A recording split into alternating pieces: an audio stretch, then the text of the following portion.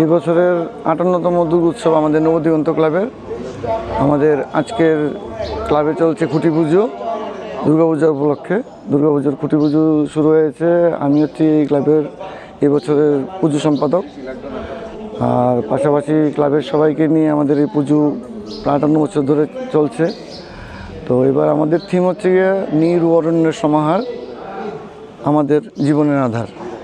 পুরো প্রকৃতির উপরে, যে প্রকৃতির ভারসাম্য নষ্ট হয়ে যাচ্ছে বিগত দিনগুলোতে বিভিন্ন রকম প্লাস্টিকের জন্য, বিভিন্ন বর্জ্যের জন্য, যেগুলোর জন্য আমরা জীবন অতিষ্ঠ হয়ে গেছে। ওই প্রকৃতিকে টিকিয়ে রাখার জন্য এবারে আমাদের থিম প্রকৃতির উপরে, যে ওদেরকে জীবজগৎকে কীভাবে বাঁচিয়ে রাখা যায়, উদ্ভিদকে কীভাবে বাঁচিয়ে রাখা যায়। ওগুলো যদি বেঁচে না থাকে আমাদের কোনো মূল্য নেই। আমরা টিকে থাকতে গেলে ওদেরকে টিকিয়ে রাখা অবশ্যই দরকার। ওই জন্যই ওদেরকে থিম রেখে আমাদের একটা বার্তা দেওয়া সমাজের কাছে, প্রায় ত্রিপুরার দেশবাসীর কাছে, ত্রিপুরার সবার কাছে। আগামী দিনে আশা করি আমাদের দুর্গাপুজো, এমনিতে আমাদের সারা বছর অ্যাক্টিভিটিস থাকে, সোশ্যাল ওয়ার্ক থাকে। দুর্গাপুজোতেও আমাদের থাকবে, বস্ত্র বিতরণ থাকবে।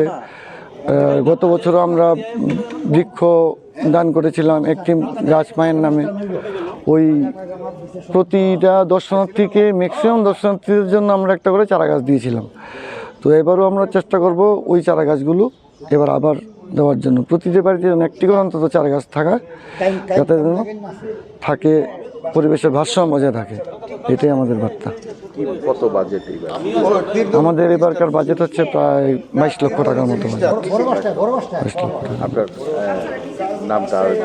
আমার নাম শিশুশান্ত কুমার দাস। আমি ক্লাবের পুজো কমিটির সম্পাদক।